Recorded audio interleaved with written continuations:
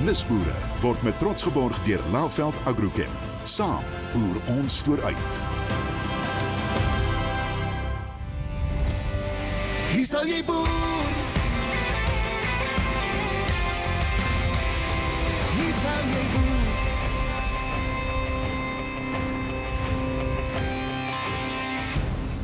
Nisboere maak saak, want Nisboere sien geleenthede raak. En geleenthede skep werk. Hallo, ek is Philip Venter. En ek is Koen Liebenberg. Welkom in Nisboere. In hierdie episode van Nisboere, ons gaan kuier in Kimberley om vas te stel hoe pekanneute makliker en doeltreffender gesnoei kan word. Dan 'n kommersiële olyfplaas in die Darling-omgewing wat nooit besproei word nie. Ons ateljeegas is professor Michael Rudolph van die Universiteit van Johannesburg se Sentrum vir Ekologiese Intelligensie.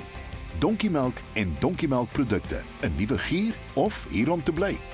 Nisboere reis Magaliesburg toe en stel ondersoek in. Hier is Corné en Philip. Vandag het ons weer 'n lekker profvol program met wyd uiteenlopende temas. Dankie dat julle saamkuier. Corné, die donkie is daarom 'n wonderlike ding. Of wat sê jy? Is Philip, ja. Ja, nee, sien net 'n steeksdiere wat waantjies trek. Ja, daar's baie meer potensiaal in so 'n donkie wat daarom ook 'n Bybelse dier is. Ja, nee, dit is waar. Jy weet, ek lees onlangs Hippokrates het reeds in die antieke tye gesê, né, dat die donkie het wettelik 'n medisinale waarde, die melk wat hy produseer. Ja, nee, beslis, dit is 'n Philip, en ons is nou in die stadium van landbou met waar hulle sê meer uit minder produseer, dat jy na alle fasette moet kyk, selfs met die donkie. Dis 'n mooi voorbeeld vir ons van hy is definitief daar om goed is rond te trek. Hy is daar soveel meer en spesifiek, selfs uit 'n medisinale oogpunt gaan ons hom nou kan gebruik. Jy weet, die mark vra daarvoor. Jy weet, die verbruiker soek opsies. Jy weet, is dit nou melk van 'n koei of van sade af of van sojas of so, maar in hierdie geval is dit nou ook donkiemelk. Ons lees nou baie meer sosiale media gee vir mense meer kennis. Mense is definitief meer gesondheidsbewus deesdae. Ons sien in Europa die mark na goed so donkiemelk is deur die dak. Dit begin selfs so in Suid-Afrika optel. So dis iets wat ons beslis van met kennis neem 'n bietjie dieper gaan ondersoek instel oor. Ja, Corné, mens moet kyk hoe mens kan produksie verbeter, jy weet. Dit kan eenvoudig wees soos om net na beter oesmetodes te kyk. Ja, as korrek, ja, Philip, met die minste moontlike vermorsing is die doelwit. En daarvoor gaan kyk ons vandag na 'n doeltreffende snoeimetode op pekanneutbome by Rietpa Nursery naby Kimberley. Volgens hulle hoef mense nie die wiel 2 keer te ontwerp nie. Hulle het by die appelbedryf kers gaan opsteek. Kom ons gaan kyk 'n bietjie. I planted my first trees in 1987. I was still practicing as a veterinarian in those days. I started a nursery with a partner about 15 years ago. Our main business has always been, up to now, has been nursery, but we're definitely trying to, increase our orchards and increase our nut yields. High density planting, pecans are vigorous trees. They've got the potential to grow. I mean, we can have branches up here, upwards of 1.5 meters growth a year. You need a vegetative framework. You need quite a sizable tree, but you've got to break it by doing various horticultural practices. Which we've gone to look at the apple industry basically. What are these guys doing to control the size of the trees? The old adage: we're not growing wood, we're growing nuts. So we want the small tree with a lot of what we call complexity, a lot of small little fruiting branches rather than these big trees with 1.5 meter branches. Basic pruning will be a central leader, a very strong center part to the tree, scaffold branches, coming out in a spiral with, we'll argue about the spacing between the branches. That's not always in your hands. But so let's say 10 to 15 centimeters between each branch, going in different directions. We try and get a Christmas tree type of effect. So your lower branches are going to be longer and bigger and older than the top branches.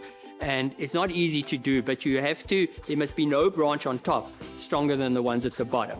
So we've got a central leader, scaffolds coming out alternately, and no branches on top stronger than the bottom. That'll be the basic tree.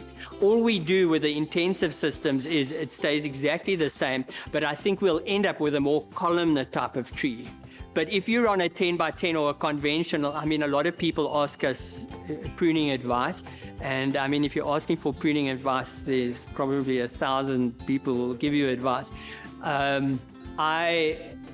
With pruning, people come here, I just say, please just start thinking about what you're trying to do. I'm not saying you have to do it like that, but start thinking, if you cut a branch here, what's the reaction of the tree?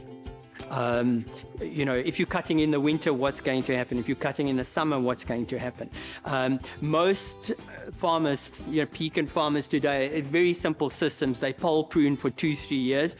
To us, that doesn't work because we want nuts, and you cannot form nuts if you don't have scaffold branches that are at least two generations old.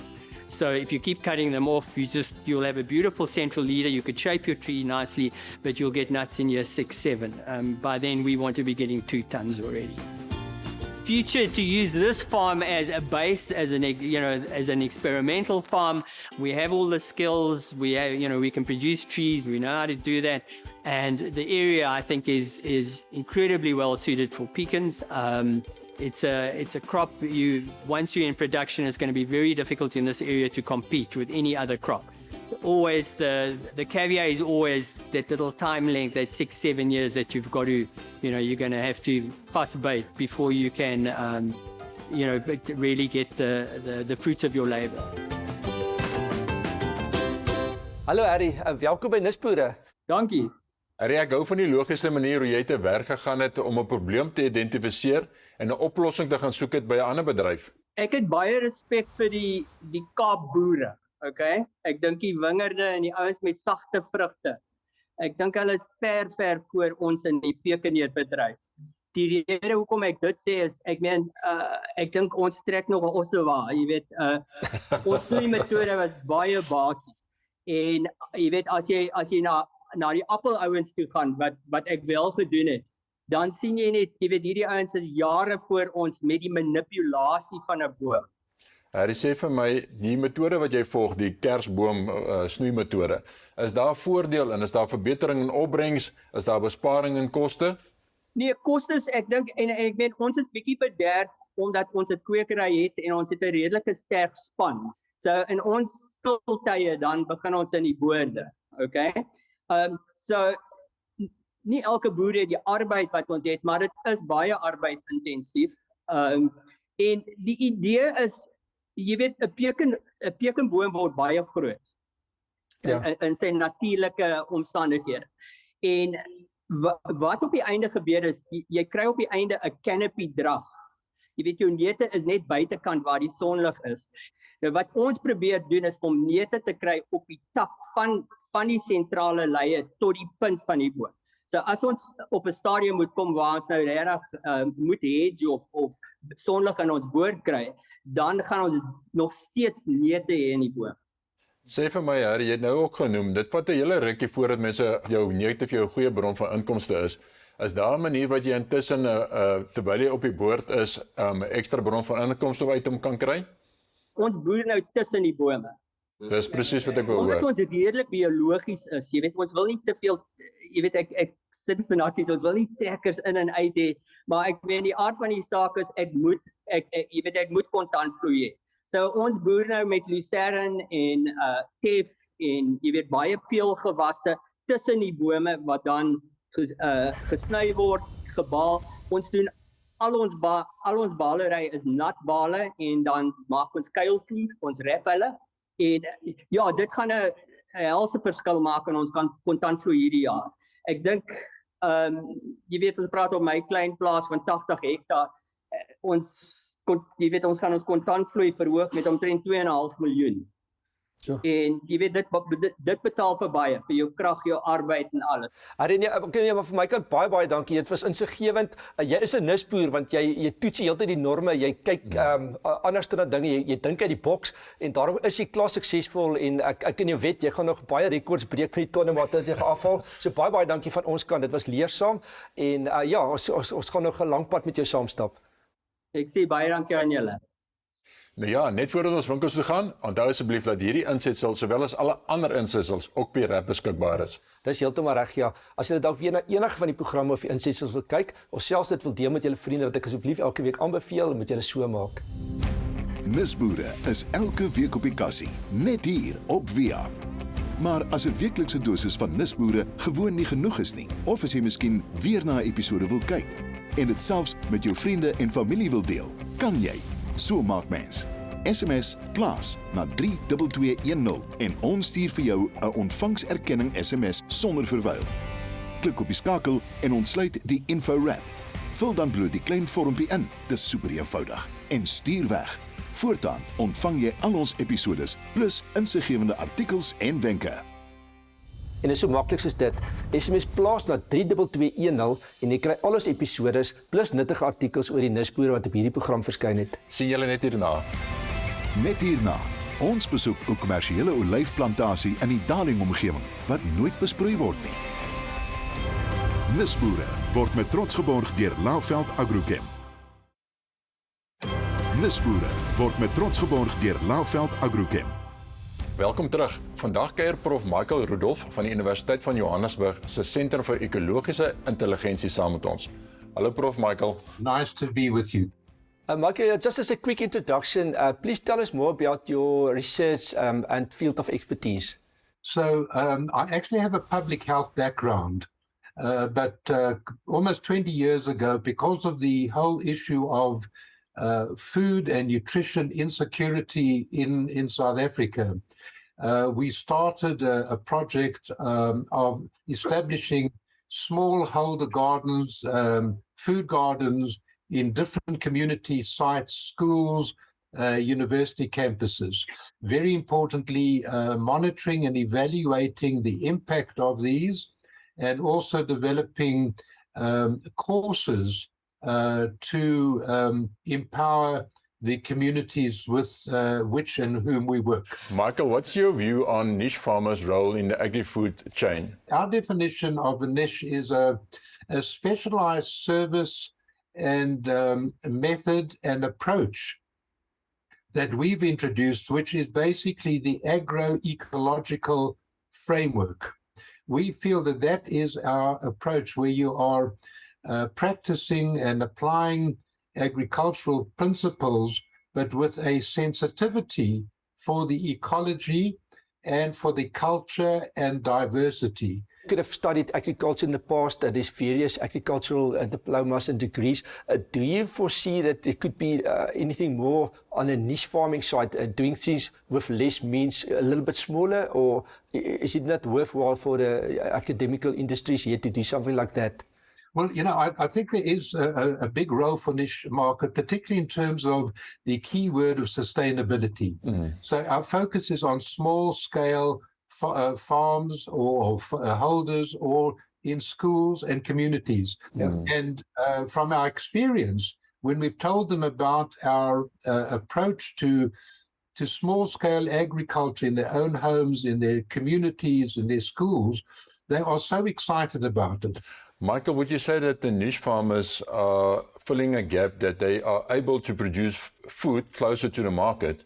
Look, I think so. But again, if we're talking about the small-scale farmers, then the reality is that the volumes that they are producing are not sufficient to really generate sufficient income. So with technology, where what we are currently doing is aggregating a whole lot of small farmers within a particular area. So there's one truck that picks up their that particular niche product, and the next one and the next one. So by the end of the day, that truck is absolutely full and has got enough produce that everybody has a bit of a share in that. If you look at a country like Israel, it's obviously the most effective compared for the size and what they do, the quality of products, the technology they use, the kibbutzes, all that. Do you see what we learned there, that you can apply that in South Africa as well in the future? To answer your question, yes, we can apply models, but it's so important that every setting is different. It's a different personality. It's like all of us. We're all different and we don't operate in the same way. So it's not necessarily a cut and paste. We need to, again, use our human intelligence, our understanding of culture, of diversity, of social aspects, before just thinking that technology or particular methods can be cut and pasted and applied in a particular area. Thanks, Professor. It was fascinating listening to you, and thank you for your valuable inputs. Thank you very much. Nice meeting you. I hope we can connect further and take care. Net voordat ons winkels toe gaan, gaan ons Darling toe om te kyk hoe kommersiële olyfplaas die klimaat vir hulle laat werk. So Nicolaas Johannes Passon het in 1970 die plaas begin huur en toe in 1973 het hy die plaas gekoop. Hy was ook een van die eerste boere wat in hierdie area wingerde en olyfbome geplant het. In 2001 het sy seun by hom oorgeneem na hy oorlede is. En as genagedag daarna met ons ook die NJB handelsmerk begin. Ons het 200 hektaar wingerde op die plaas en 6 hektaar olyfbome op die plaas. En dan is omtrent 200 bome op 'n hektaar, so dit gee vir jou so 12.000 bome op die plaas. Ons is 'n droë landgoed, so dit beteken ons besproei glad nie ons olyfbome nie. Ons is net afhanklik van die natuurlike seebriesie van Eiserfontein. En dan is ons ook afhanklik van die natuurlike reënval. En dit gee vir ons 'n baie geurende vrug wat dan nou 'n baie geurende produk gee, omdat dit nie kunsmatig vet gevoer is met water nie. So daar's omtrent 600 kultivars in die wêreld, olyfkultivars, omtrent 20 goeie groeiers in Suid-Afrika en die Mission kultivars is een van hulle. So die Mission kultivar is 'n driedoelige olyf en dit beteken dat ons die Mission vir 3 tipe olywe kan gebruik. Ons pluk hom onryp, wat dan nou die groen olyf is, vir groen tafelolywe, halfryp vir olie, en dan pluk ons hom volryp, wat dan nou die swart olyf is vir swart tafelolywe. Ons vervaardig nie net olyfolie en olywe nie, maar ons het 'n verskeidenheid olyfprodukte, soos olyfkonfyte, paste, wraps, ons het gegeurde olies, ons het 'n olive chocolate en ons het self 'n wonderlike Batrex wat gemaak is van olyfolie. Ons is vandag 'n volle FSA geauditeerde fabriek en verwerk ongeveer 100 ton olywe per jaar en dan 100 ton olywe vir olyfolie. Ons is baie passievol oor elke produk wat ons hier vervaardig en dit is vir ons belangrik om 'n hoë gehalte produk na die mark toe uit te stuur. En meeste van hierdie produkte is ook ontwikkel deur produkte wat ons 'n behoefte aan gehad het in ons eie huis, wat ons vir ons eie familie en vriende wil bedien. Ons het 12 wonderlike werknemers in die fabriek en meeste van hulle werk al 8 of meer jaar by ons. Ons het regtig hard werk in 'n spannetjie en hulle is die hartklop van Darling Olywe.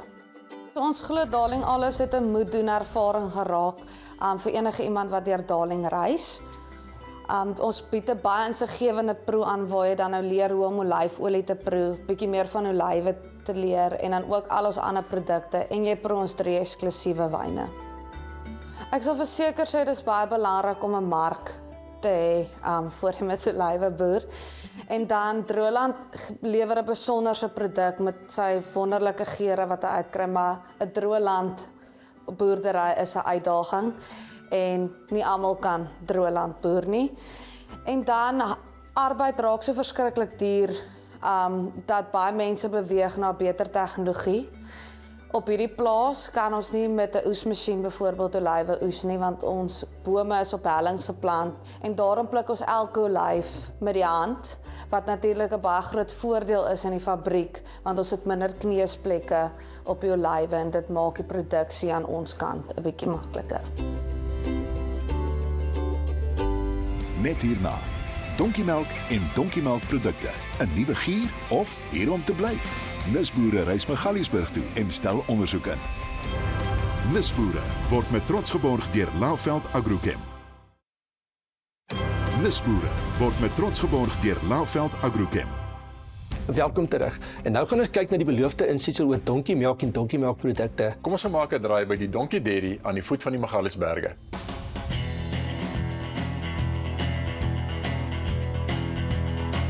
Welcome to the Donkey Dairy. We're South Africa's original donkey dairy, the first donkey dairy in South Africa, and we produce donkey milk to make skincare products and also for people with health issues who rely on the donkey milk for treatment.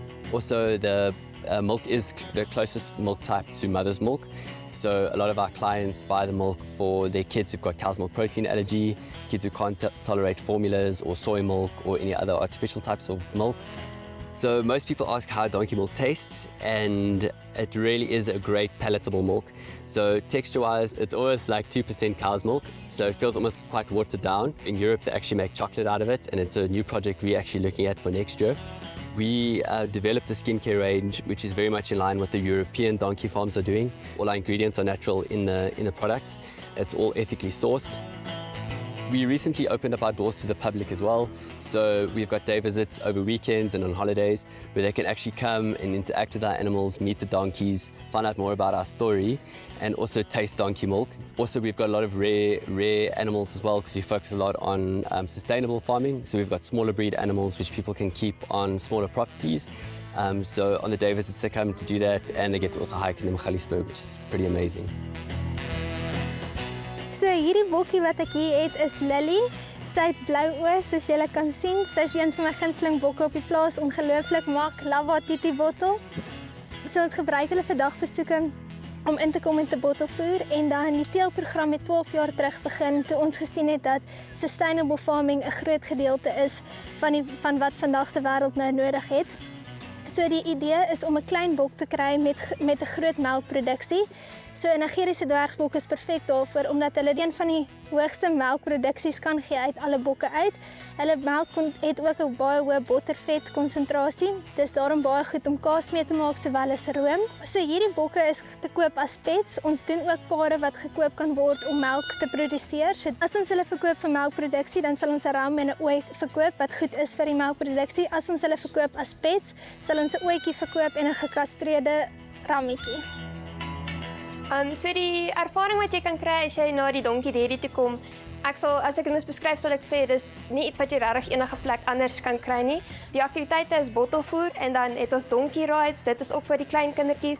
Die mammoth donkies is 'n groot ding op die plaas vir ons, want mammoth donkies is baie skaars op hierdie stadium. En dan ons mees uniekste aktiwiteit wat ons op die plaas het, is ons melkprosesie. So dit is waar jy 'n geleentheid kry om van die skaarsste en die duurste melk op hierdie stadium in die wêreld te proe. So die is die enigste plek waar jy die produkte sal kan kry. Die naaste aan ons is in Botswana, so dit is maar liewer te support local en kom na ons toe. Philip, ja, sê donkie is maar net nog 'n diertjie van die Bybelse tyd het hy belangrike passasiers gekarwei en hy het soveel meer ander gebruike. Ja, jy sê dit maar reg, die donkie is 'n wonderlike ding. Ja, beslis. Behalwe dat hy 'n pakdier is hy 'n vervoermiddel en vandag het ons geleer dat die voedingsrykheid van die melk en dan is hy so bly die oulik en cute dat hy as 'n troeteldier aangewend kan word. Ja, praat van troeteldier, my vrou vra vir jare vir my so een in ons tuin en ek het dit geskop, maar wat ek vandag gehoor het oor as hy die gesondheidsvoordele van sy melk gaan ek dit miskien heroorweeg. Dit bring ons aan die einde van vandag se program. Dankie dat julle saam met ons gekuier het. Sien julle weer volgende week. Tot dan, alles van die beste. Hier sal jy boer. Dit is jou land. Dit is die plank. Wat jou hart opmaak. Hou net aan glo.